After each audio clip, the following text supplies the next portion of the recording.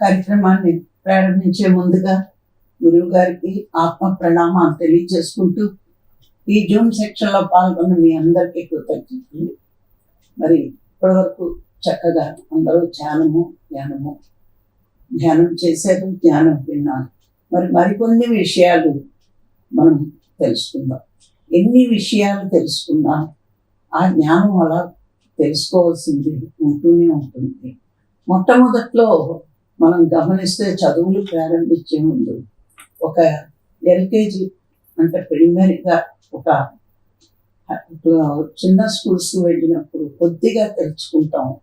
క్లాసులు పెరుగుతున్న కొద్దీ మరి హై స్కూల్ కానివ్వండి, కాలేజీ కానివ్వండి, యూనివర్సిటీ కానివ్వండి, ఆ కొద్దిపాటిదే మరి ఇంకా వివరంగా విపులంగా తెలుసుకుంటాం. ఇప్పుడు మనందరము కూడా రోజు రోజుకి ఈ జ్ఞానం వింటున్నామంటే పదే మననం చేసుకుంటున్నాం. అలాగే కొత్త విషయాలు తెలుసుకుంటూనే ఉంటాం. మనకి ఆధ్యాత్మిక జీవితంలోకి వచ్చాక 2 పదాలు ఎక్కువగా వినిపిస్తూ ఉంటాయి. ఏంటంటే ఒకటి సాధన, ఇంకొకటి జ్ఞానం. ఈ రెండే మనకి వీటి చుట్టూరునే తిరుగుతూ ఉంటుంది మన ఆధ్యాత్మికత అంతా. పరలోక జ్ఞానం కూడా ఈ భూమి మీద ఉండగానే మనం సాధన చేసి తెలుసుకోవాల్సిందే. అందుకే జ్ఞానం అనంతం అన్నారు. ఈ అనంతమైన జ్ఞానాన్ని మొదట్లో జ్ఞానము అని 3 అక్షరాల పదమే అనుకుంటాం. కానీ నేర్చుకోవడం మొదలు పెట్టాక ఇది ఎంతకీ తరగనిది అని తెలుసుకుంటూ ఉంటాం. జ్ఞానము అంటే ఒకే ఒక్క ముక్కలో చెప్పాలి అంటే ఏదైనా ఒక వస్తువుని యథార్థ స్థితిని తెలుసుకోగలగడమే జ్ఞానం. ఏది చూసినా ఒక దాని గురించి యథార్థ స్థితిని తెలుసుకోవడమే జ్ఞానం. ఇది కరెక్ట్గా మనకి డెఫినేషన్ ఇదే ఇచ్చారు మహాత్ములు. దేని గురించైనా నువ్వు యథార్థ స్థితిని తెలుసుకోగలిగితే దాని గురించి జ్ఞానం నీకు వచ్చినట్లే. అలా మనం యథార్థ స్థితిని తెలుసుకోగలిగే అంత శక్తి మామూలు వాళ్ళకు ఉండదండి. ఎప్పుడైతే సాధన చేస్తామో, మన మనసుని ఎంటీ చేసుకుంటామో, మన మేధస్సును పెంచుకుంటామో, బుద్ధిని వికసింప చేసుకుంటామో, అప్పుడు మాత్రమే చూసిన ప్రతి దాని యొక్క యథార్థ స్థితిని తెలుసుకునే శక్తి మనకు వస్తూ ఉంటుంది. అందుకే జ్ఞానము అనేది వినడానికి ఉన్న పదం కాదు. 3 అక్షరాల పదము అనుకుంటే చాలా తెలివి తక్కువ. జ్ఞానము అనేది సృష్టిలో ఉన్న ప్రతి దాని గురించి యథార్థ స్థితిని తెలుసుకోవడమే అనేది మనకి ఈ స్థాయికి వచ్చాక అవగాహన రావాలి. ఎందుకంటే ఎన్నో సంవత్సరాల నుంచి ధ్యానం చేస్తున్నాం. 3 ఏళ్ల నుంచి రెగ్యులర్గా జూమ్ సెక్షన్లో పాల్గొని జ్ఞానం పెట్టడం సాధన చేస్తున్నాం. కాబట్టి ఒక్కొక్క మెట్టు ఎక్కుతూ ఇంకా చివరి మెట్టు రాలేదే అని ఆశపడకుండా, ఆందోళన పడకుండా ఇంకా నేర్చుకోవాల్సింది ఎంత ఉందో అనుకుంటూ ఆనందంతో గెంతులేయాలి. అబ్బా, నాకు ప్రాపంచిక జీవితంలో ఇలాంటివి తెలియలేదు, ఆధ్యాత్మిక జీవితంలోకి వచ్చేకి ఇవన్నీ నేను తెలుసుకోగలుగుతున్నాను అని మనకి ఆనందం కలగాలి. మనకి ఇందులో ఒక మెట్టు ఎక్కుతున్న కొద్దీ ప్రాపంచిక జీవితంలో చూస్తున్న వాళ్ళ గురించి మనము అలాగే ప్రవర్తించినా ఇప్పుడు వాళ్ళని చూస్తే జాలేస్తూ ఉంటుంది. ఎందుకంటే తెలియనిది తెలుసుకుంటున్నాము అనే ఆనందం మానవ జన్మ తీసుకుని తెలుసుకోలేకపోయేమే అని కొంచెం బాధ. కానీ ఏ పూర్వజన్మ పుణ్యమో పత్రికారికి శిష్యుడమైన మనము సాధన చేస్తున్నాం. గమనించుకోండి, ఏ సాధన కరెక్టు అని మనం అనుకోవాలి అంటే అనుకోవడమే కాదు, తెలుసుకోవడమే కాదు, ఎదుటి వాళ్ళకి చెప్పడం కూడా మన బాధ్యతేనండి. అంటే ఏ సాధన అయితే పరలోకం గురించి కానీ పరమాత్మ గురించి కానీ తెలుసుకోగలిగే శక్తిని ఇస్తుందో అదే అసలైన సాధన. ఏ సాధన అయితే పరమాత్మ గురించి కానీ పరలోకం గురించి కానీ తెలుసుకోగలిగే శక్తిని ఇస్తుందో అదే అసలైన సాధన. మిగతావేవి అసలైన సాధనలు కావట. అది మనం చెప్పలేదు, మన గ్రంథాలే చెప్తున్నాయి. శ్వాస మీద చేస్తే కరెక్ట్ అని మనం చెప్పడం కాదు, మన గ్రంథాలే చెప్పినాయి. పత్రికారు ఎన్నో చూసి చూసి అవసరం పట్టి వీటిని ప్రాక్టీస్ చేసి ఇది కరెక్ట్ అన్నారు. ఇప్పుడు మనమే చూద్దాం. ఎన్నో రకాల జ్ఞానాలు మనం వింటున్నాం, చూస్తున్నాం. మరి అవన్నీ పరమాత్మ గురించి జ్ఞానం ఇస్తున్నాయా అంటే ప్రాపంచిక జ్ఞానము ఇవ్వట్లేదు, పరమాత్మ జ్ఞానము ఇవ్వట్లేదు.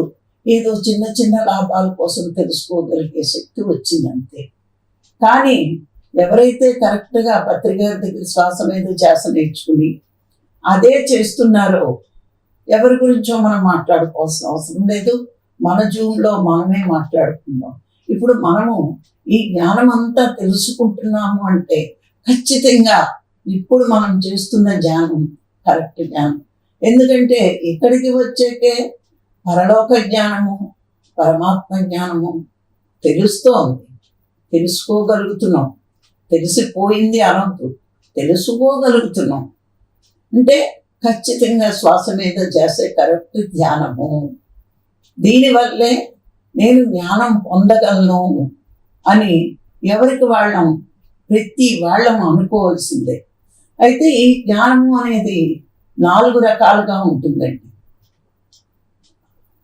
అంటే మామూలుగా అయితే మనం ఏం వింటాము అంటే ప్రపంచక జ్ఞానము, ఆధ్యాత్మిక జ్ఞానము అంటాం.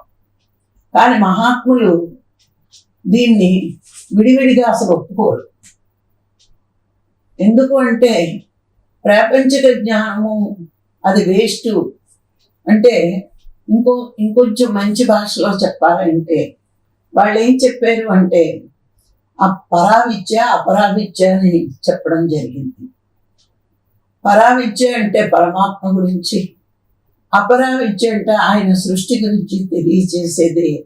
చాలామంది అంటారు, ఎలాంటి నేను టైం వేస్ట్ చేశాను, మరి ఇందులోకి రాలేదు, ఎన్ని డిగ్రీలు చదువుతున్నా, ఇన్ని చేస్తున్నా, మరి వాటి గురించి తెలుసుకోలేదు అని. కాదట, మహాత్ములు చెప్పారు, ముందు అపరావిద్య నేర్చుకునే పరావిద్యలోకి అడుగు పెట్టాలట. భగవంతుడు సృష్టించి పెట్టాడు ఈ విద్యని అంటే అది మనం నేర్చుకోవాల్సిన ధర్మం ఉంది. అందుకే ఫస్ట్ నేర్చుకోవాల్సిన అపరావిద్య, ఆ తర్వాత పరావిద్యలోకి అడుగు పెడతాం. చాలామంది గమనించండి, చదువు రాదు మాకు, మేము ఎలా చదవాలి అని అడుగుతూ ఉంటారు. పుస్తకాలు చదవండి అంటే మరి దానికి నువ్వు అపరావిద్య నేర్చుకోకుండా, ప్రపంచక చదువు నేర్చుకోకుండా స్వాధ్యాయం ఎలా చేయగలవు? ఇన్ని గ్రంథాలు మన ముందు ఎందుకు వచ్చాయి? ఈ యుగంలో చదవాలనే కదా ఇన్ని గ్రంథాలు వచ్చాయి. చెప్పే మహానుభావులు ఉంటారో లేదో, అందుకే గ్రంథ రూపంగా ఆ ఋషులందరూ మనకి ఇవ్వడం జరిగింది. ధర్మాలు ఇచ్చారు, శాస్త్రాలు ఇచ్చారు, పురాణాలు ఇచ్చారు. ఇవన్నీ ఎందుకు ఇచ్చారు? అవన్నీ మనం చదవాలనే. చదివే రాకపోతే స్వాధ్యాయం ఎందుకు? మళ్ళీ గురువునే అడుగుతారు, మాకు చదువు రాదండి, మేము సాధన చేస్తున్నాం కానీ మరి ఎలాగండి అని. ఆ గురువు చెప్పాడు అనుకోండి, మీకు నమ్మకం కుదరదు. అందుకని నీలో నుంచి రావాలి ఆ జ్ఞానం అంటే కొంచెం కష్టమే. అందుకే నేను ఎప్పుడు ప్రాపంచిక చదువులు వేస్ట్ అనను. ఆధ్యాత్మిక చదువులు గొప్పే, కానీ ప్రాపంచిక చదువులు కావాలి. మనం యూనివర్సిటీకి వెళ్ళి ఎంఏ చదువుతున్నామని ఎలిమెంటరీ స్కూల్ తక్కువ అంటే అది లేకపోతే ఈరోజు యూనివర్సిటీకి వెళ్ళగలిగే వాళ్ళం కాదు. అందుకే ప్రాపంచిక జీవితంలో మరి దానికి కావలసిన సాధన కూడా, ఆ జ్ఞానం కూడా నేర్చుకుంటూ ఉండాలి. ఏంటంటే ఈ 4 జ్ఞానం గురించి నేను చెప్తాను. మొదటిది సామాన్య జ్ఞానము, రెండవది విశేష జ్ఞానము. ఫస్ట్ది సామాన్య జ్ఞానము,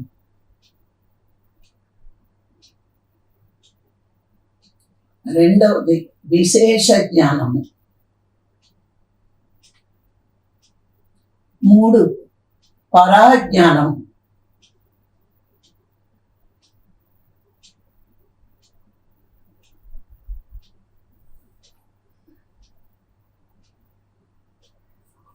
మూడు పరాజ్ఞానము. 4 పరమాత్మ జ్ఞానం.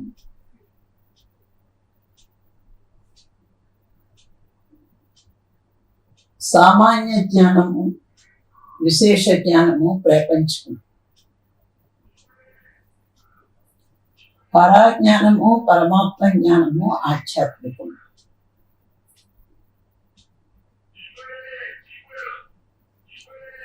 ఫస్ట్ సామాన్య జ్ఞానం గురించి తెలుసుకుందాం. ఇదేమిటి అంటే, ఈ లోకంలో ఏ వస్తువు ఎలా ఉపయోగపడుతుందో తెలుసుకోవడం.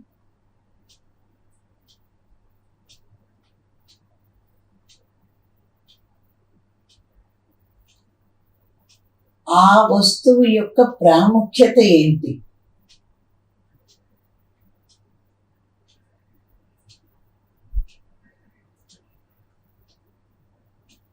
ఈ 2 మనం నేర్చుకుంటాం. అంటే ఇప్పుడు ఈ సృష్టిలో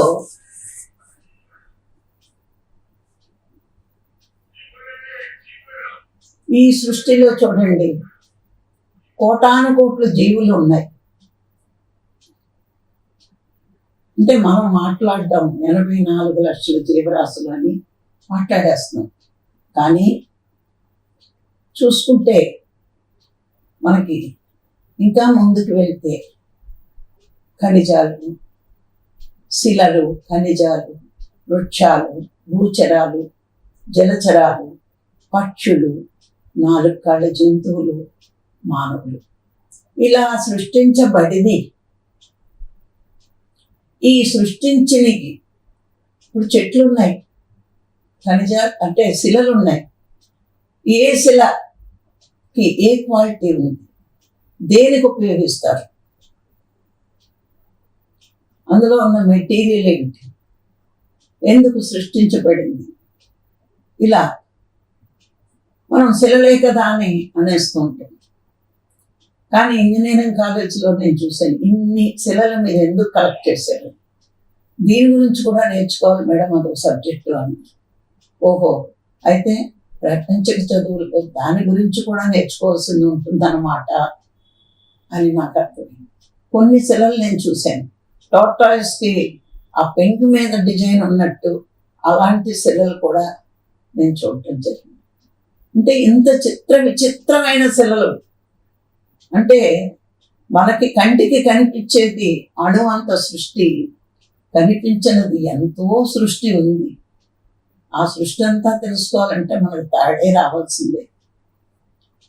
మరి అన్నిటి గురించి అధ్యయనం చెయ్యడం, తెలుసుకోవడం ఇప్పుడు అందరూ చేస్తున్నారు, కానీ ఒక్కొక్కడు చేస్తున్నారు, అన్నీ ఒకరికే రావు. ఇప్పుడు పాండవుల్లో చూసుకుంటే పంచపాండవుల్ని కూడా ఒకసారి చూడండి, ఒకటి బలం ఉంది, ఒకడు విలువిచ్చి వేయగట్టు, ధర్మం తెలిసేది ధర్మరాజు. ఇలా ఒక్కొక్క దాంట్లో నిష్ఠాతులు. మరి నకులుడు అందగాడు, బలవంతుడు. సహదేవుడు తనకి గణిత శాస్త్రం, జ్యోతిష్ శాస్త్రం, ఇవన్నీ శాస్త్రాలు తెలుసు, తాడే మాస్టర్. జరగబోయేది తెలుసు ఆయనకి, చిన్నప్పటి నుంచి ఉంది ఆయనకి. కాదంటే వీళ్ళిద్దరిని హైలైట్ చేశారు, ధర్మరాజుని అర్జునుడిని హైలైట్ చేసిన మూలంచి నకులు సహదేవులు కాబట్టి ఎవరికి వాళ్ళ గురించి తెలియదు. అలాగే ఈ సృష్టిలో మనం నేర్చుకోవాల్సినవి, తెలుసుకోవాల్సినవి అనంతంగా ఉన్నాయి. ఇప్పుడు చూడండి, వైద్య శాస్త్రం పూర్వం ఏంటి, ఆయుర్వేద శాస్త్రం. ప్రతి మొక్కని తీసుకుంటారు వాళ్ళు, ఏ మొక్కలో ఏ వైద్య గుణాలు ఉన్నాయో ఆయుర్వేదం డాక్టర్ తెలుసు. ఆ మొక్కలు మనం గుర్తించలేమట. ఆకులు బాగా నేను చదివిన చోట చూశాను, యుద్ధంలో గాయాలైతే ఆ గాయాలని ఒక రాత్రిలో తగ్గించేవారట. ఆకు పసరు తీసుకొచ్చి ఆ పసరు రాత్రి గాయాన్ని పూస్తే మర్నాడికి ఆ గాయం మాడిపోయి ఉండేదట. అంత పవర్ఫుల్ మొక్కలు ఈ సృష్టిలో ఉన్నాయట.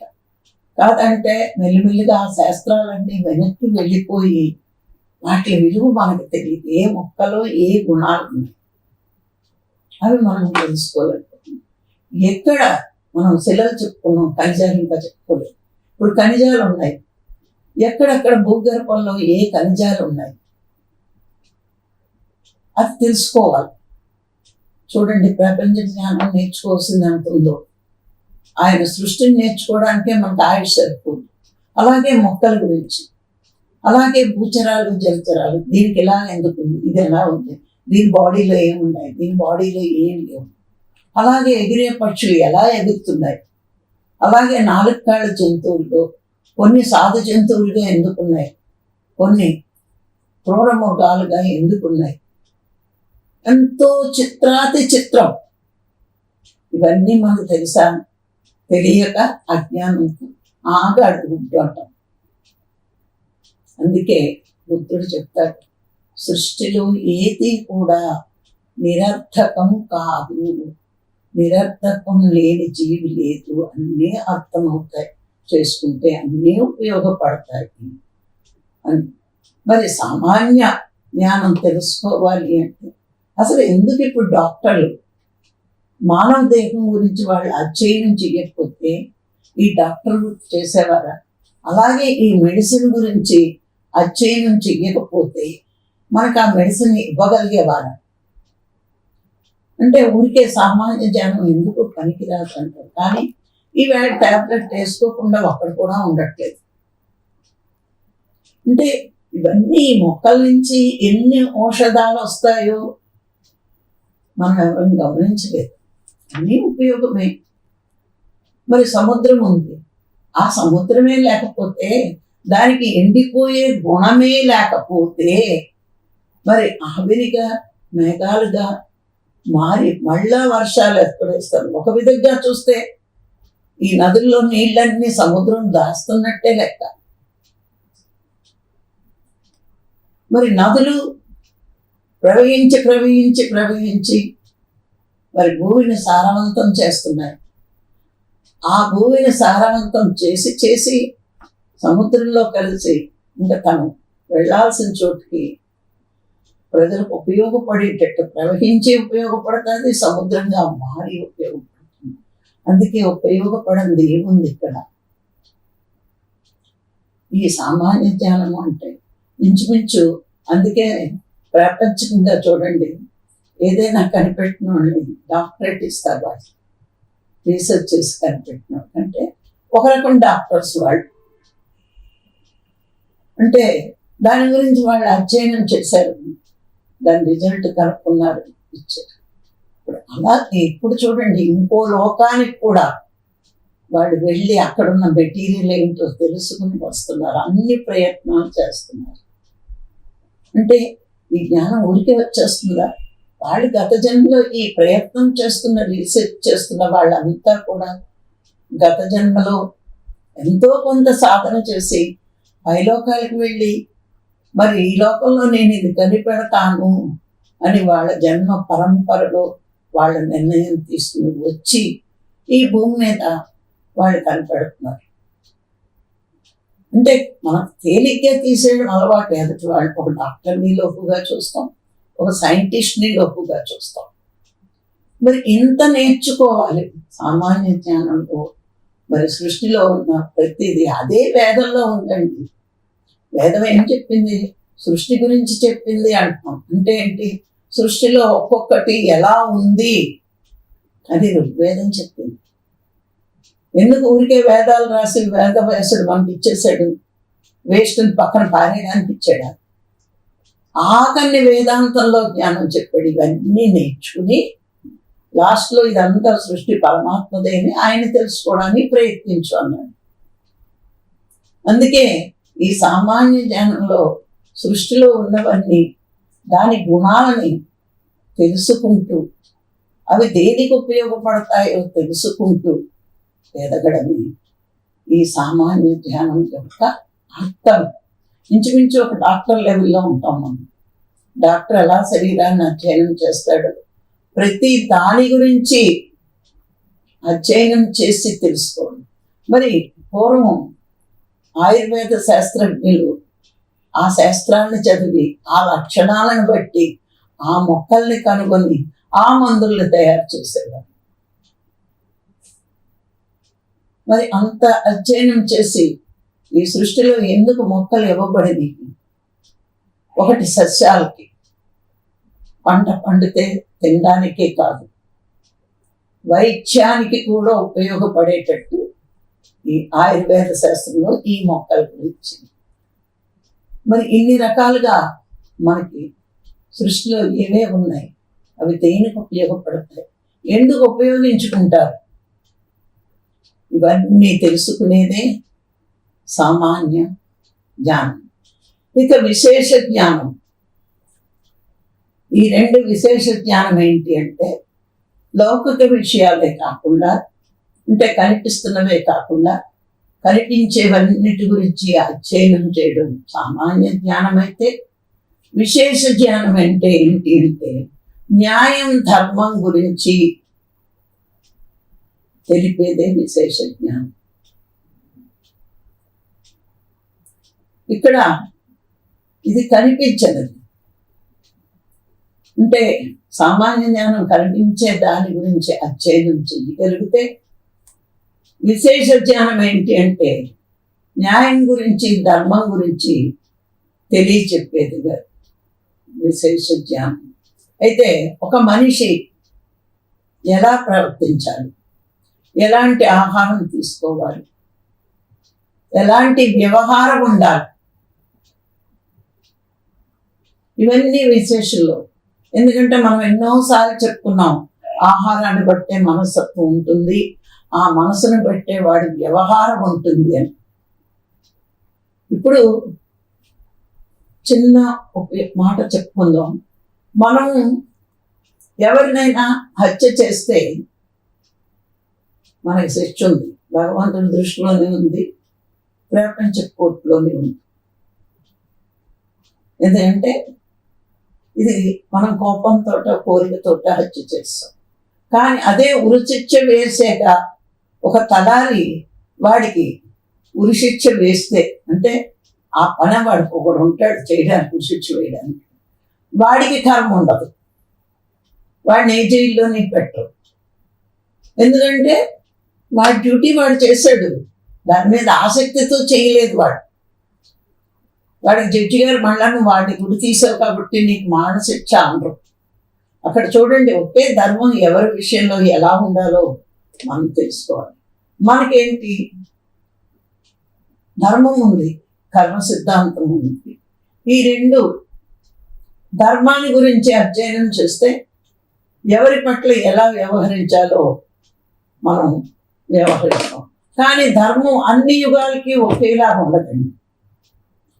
ఒక్కొక్క యుగంలో ధర్మం ఒక్కొక్కలా మారుతూ ఉంటుంది.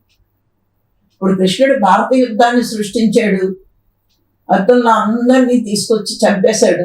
కృష్ణుడికి ఎంత పాపం అని మూర్ఖులు వాదిస్తారు. మూర్ఖులేంటి, చాలా మంది అంటారు కృష్ణుడు ఒక నక్సలైట్ అని కూడా అన్నవాళ్ళు నేను విన్నా. అదే మాట లాస్ట్లో భీష్ముడు కూడా అడిగాడు, కృష్ణ యుద్ధం అంతా ధర్మంగానే జరిగిందంటావా?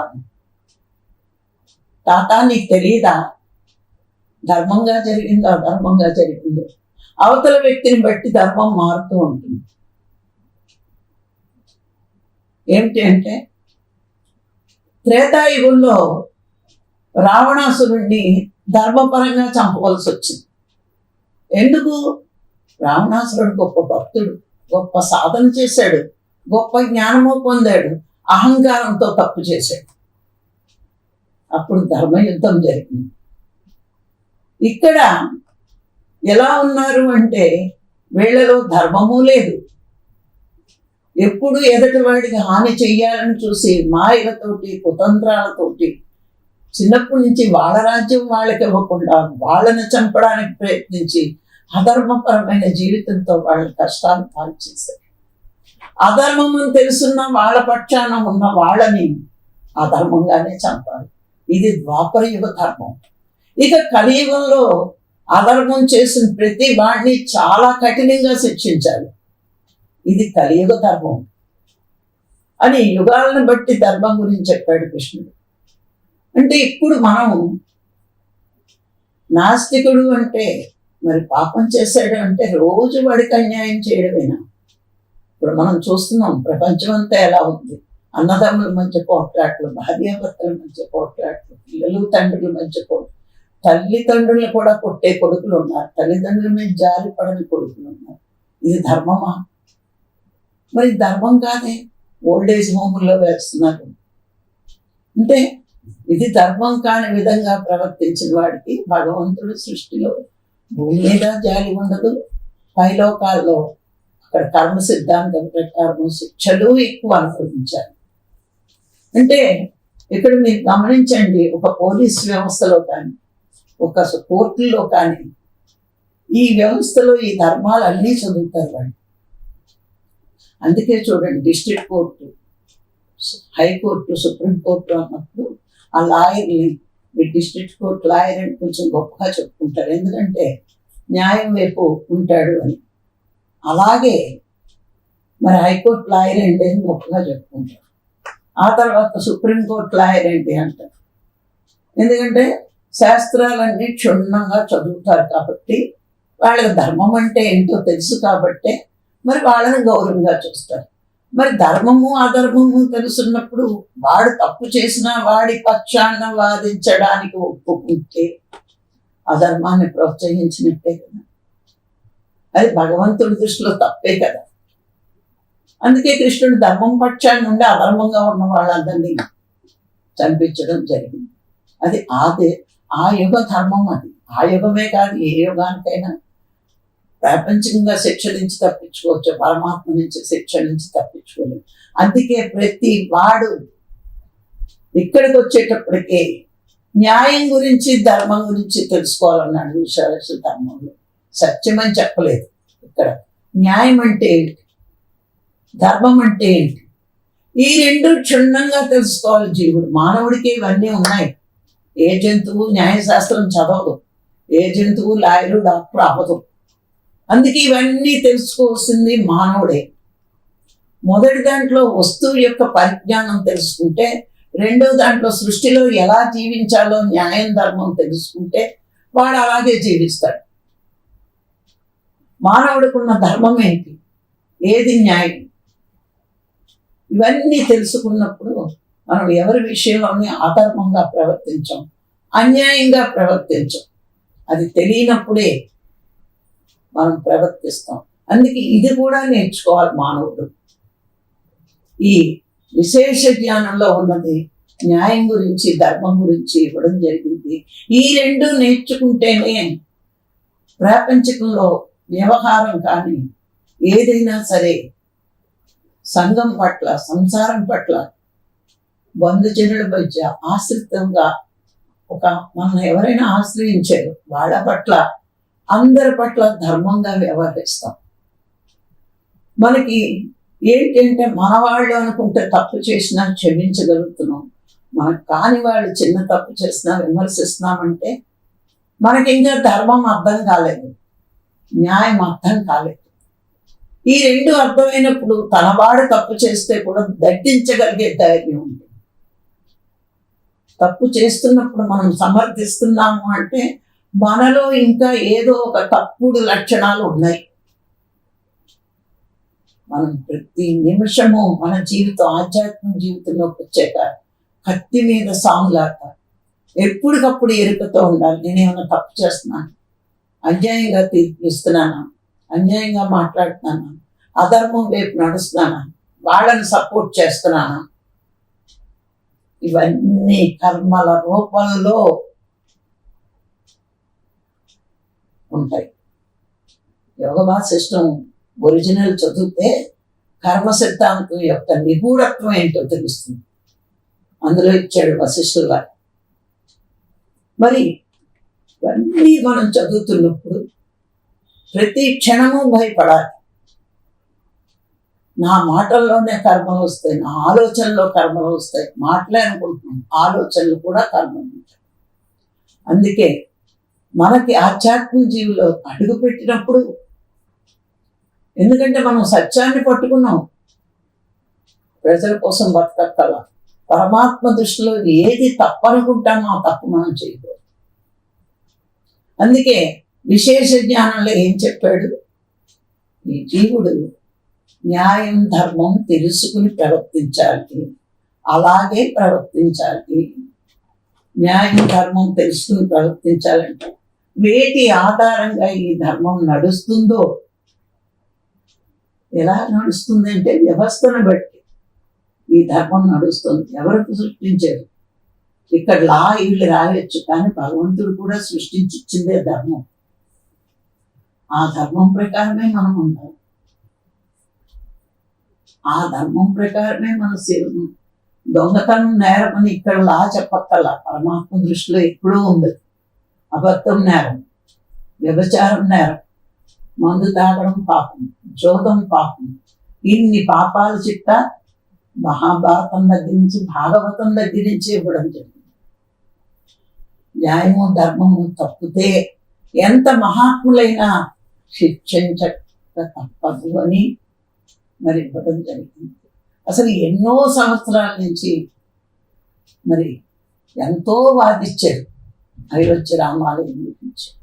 మరి వాదించక ఒక గుడ్డివాడు సాక్ష్యం చెప్పడం, ఆ వేదాలు చదివి ఎక్కడుందో అని చెప్పినప్పుడు మరి చాలా చక్కగా తీర్పు వచ్చింది. అంటే అసలు ధర్మం తెలుసుకోకుండా, న్యాయం తెలుసుకోకుండా మరి జీవించడం అంటే ఆ జీవన విధానం గొప్ప విధానం కాదు. మరి సాధన చేసి అన్నీ తెలుసుకున్న రాక్షసులు ఈ రెండూ లేకే కదా పతనం అయ్యారు. మనం సాధన చేసినా ఏం చేసినా ఎలా జీవించాలో ఆ విధంగా జీవించాలి. అంటే ఒక్కొక్కటి ఇవన్నీ ఎందుకు చెప్తున్నారు అంటే, సృష్టిలో అన్నీ కూడా సృష్టికర్త మానవుడు భూమి మీద ఎలా జీవించాలో అన్నది ఇచ్చి, ఎలా జీవించాలి దేని గురించి తెలుసుకోవాలి. లేకపోతే మనం ఏమనుకుంటామంటే మనకు తెలియనివన్నీ వేస్ట్ అనుకుంటాం. సృష్టికర్త సృష్టించాడు అంటే అది ఉపయోగం ఉంది. ఒక ధర్మాన్ని పెట్టాడు అంటే అది మానవుల్లో పెట్టొచ్చు, కానీ అక్కడ ఉన్నది కూడా రాసింది కూడా ఆత్మే కదా, ఆత్మశక్తి వల్లే కదా రాయగలిగాడు. లేకపోతే ఎట్లా రాస్తాడు? మరి అది కూడా మనం యాక్సెప్ట్ చేయాలి. ఇది ఈ ధర్మమా అని అడగలేదు. ఆ ధర్మశాస్త్రం కూడా ఉంది. అందుకే రెండోది విశేష జ్ఞానంలో ఏం చెప్పాడు? మొదటి జ్ఞానం సామాన్య జ్ఞానంలో సృష్టిలో ఉన్నవన్నిటి గురించి తెలుసుకోవడమే సామాన్య జ్ఞానం. విశేష జ్ఞానంలో న్యాయము ధర్మంగా వాటి గురించి తెలుసుకుంటూ అలాంటి జీవితం జీవించాలి. విశేష జ్ఞానం ఈ రెండు ప్రపంచం, ఈ ప్రపంచంలో ఈ విధంగా ఉండగలగాలి. అందుకే వేదాల్లో ఒక్కొక్కటి ఇస్తూ ఆధ్యాత్మిక జీవితంలో అడుగు పెట్టించడం మూడో ధర్మం, మూడో జ్ఞానం దగ్గరికి రావడం జరిగింది. అంటే పుట్టిన మనిషి పుట్టిన వెంటనే భూమి మీదకి వచ్చిన వెంటనే కళ్ళు మూసేయండి, కొంత ప్రపంచక జీవిత విధానం ఉంటుంది. ఆ విధానంలోంచే ఆధ్యాత్మిక జీవితంలో అడుగు పెడతారు. ప్రపంచక జీవితంలో మనం ఊరికే గుణాల గురించి చెప్పుకున్నప్పుడు సాత్విక గుణం అని చెప్పుకుంటాం. ధర్మంగా ఉన్నవాడు సాత్విక గుణంగా ఉంటాడు, మరి అధర్మంగా ఉన్నవాడు రాజస గుణంగా ఉంటాడు. ఆ రాజస గుణంలో ఉన్నవాడు సాధన చేసినా సొంత లాభమే ఆశిస్తాడు. సాత్విక గుణంలో ఉండి ధర్మాన్ని తెలుసుకుని సాధన చేసిన వాడు విశ్వ కళ్యాణం కోసం పాటుపడతాడు. అదేనండి తేడా. ఎందుకు భగవంతుడు ఈ జ్ఞానాలన్నీ నేర్చుకోమన్నాడు అంటే, ఇలా నేర్చుకుంటూ వచ్చినప్పుడు భగవంతుడు సృష్టిలో అన్నీ ఉపయోగపడేవే, వేస్ట్గా భగవంతుడు ఏది సృష్టించడు. నాకు తెలియనంత మాత్రాన అది ఉపయోగం లేదు అనుకోకూడదు, అని నేర్చుకోవాలి. ఇవన్నీ నేర్చుకుంటున్నాము అంటే సృష్టిలో అన్నీ యాక్సెప్ట్ చేయడం అంటే భగవంతుడి సృష్టి గొప్పది, అన్నిటికీ ఒప్పుకున్నాడు. చీమ నుంచి పిపీలాది బ్రహ్మ పర్యంతము అంటారు. ఇవన్నీ కూడా భగవంతుడు సృష్టే కదా, మనమేం సృష్టించాం. మరి అన్ని ఉపయోగమే ఉన్నాయి. మనకు తెలియనప్పుడు అది ఉపయోగం లేదనుకుంటాం. తెలుసుకుంటే అమ్మో ఎంత లోతుంది ఇక్కడ అనుకుంటాం. అందుకే ఒక్కొక్క దాని గురించి తెలుసుకుంటూ అధ్యయనం చేసుకుంటూ, మనకి ఇది వరకు 20 ఏళ్ల క్రితం ఈ జ్ఞానం లేదు. ధ్యానంలోకి వచ్చిన నేను ఆత్మని అని తెలుసుకుంటే చాలనుకున్నాను. మరి నేను ఆత్మని అని తెలుసుకోవాలంటే ఇన్ని జాగ్రత్తలు నేర్చుకుని వచ్చేవేమో. అందుకే ఈ 3వ పాయింట్లోకి వచ్చాము మనం. కానీ జీవుడు భూమి మీదకి వచ్చాక ఇవన్నీ నేర్చుకుంటూ ఉంటాడు అని మళ్ళా మనం ఒక్కసారి మననం చేసుకుంటున్నాం. ఇన్ని రకాల జ్ఞానాలు విభజించి పెట్టారు మహాత్ములు అంటే ఇవన్నీ చేసే వస్తారు అని. మరి వేదాల్లో కూడా ఈ గణిత శాస్త్రం అని, మరి వ్యాకరణ శాస్త్రం అని, ఛందస్సు అని ఇవన్నీ ఎందుకు ఇచ్చారు అంటే భాషకి అక్షరాలు వాక్యాలు ఇవన్నీ ఇచ్చారు అంటే అవి కూడా మనం చదవాలి అని. చదివే రాకపోతే ఇవన్నీ ఎలా అధ్యయనం చేస్తాం మనం? సామాన్య జీవితం లేదు, విశేష జ్ఞానము రెండూ రావు. అవన్నీ నేర్చుకుంటూ మరి మనం ఇక్కడికి వచ్చాము అంటే అది ముందు జన్మల్లో అయిపోయి ఉంటుంది, ఆత్మలో నిక్షేపమై ఉంటుంది. అందుకే మనం డైరెక్ట్గా ఈ 3rd క్లాస్లోకి వచ్చాం. పత్రిక నచ్చారు, ఆ ప్రిలిమినరీ 2 క్లాసులో ఉన్న వాళ్ళకి ఆయన నచ్చారు. అందుకే సృష్టిలో ప్రతిదీ కూడా మానవులకి, జీవులకి, మానవులను కూడా మనం అనకూడదు, జీవులు ఏ జీవులకి ఏమేమి కావాలో అవి సృష్టించి ఇవ్వబడ్డాయి. కానీ మానవ జన్మ వచ్చాక అన్నీ తెలుసుకోవాల్సిన జన్మ. ఎందుకంటే బుద్ధి అన్నది ఉంది కాబట్టి ఆ బుద్ధితో ఇవన్నీ నేర్చుకుంటూ మనం ముందుకెళ్ళాలి. ఆ బుద్ధితో ఇప్పుడు టెక్నాలజీ ఉంది, ఆ టెక్నాలజీ ఉపయోగించుకోవడం రాకపోతే చదువు లేకపోతే అది ఎలా వస్తుంది? ఇప్పుడు రవి చూడండి, టక్ టక్ టక్ మని ఇచ్చేస్తూ ఉంటాడు అన్ని. ఎందుకంటే మేధస్సు ఉంది, చదువుకున్నాడు కాబట్టి. అంటే అది ఉండాలి. ఆ చదువు లేకపోతే ఇందులో నిలకడగా నిలబడం. అందుకే ఈరోజు ప్రపంచ జ్ఞానంలో సామాన్య జ్ఞానము, విశేష జ్ఞానం తెలుసుకున్నాం. రేపటి క్లాసులో పరాజ్ఞానము, పరమాత్మ జ్ఞానం గురించి తెలుసుకుందాం. మరి ఈరోజు ఈ అవకాశం ఇచ్చింది అందరికీ మరొకసారి కృతజ్ఞతలు. Thank you.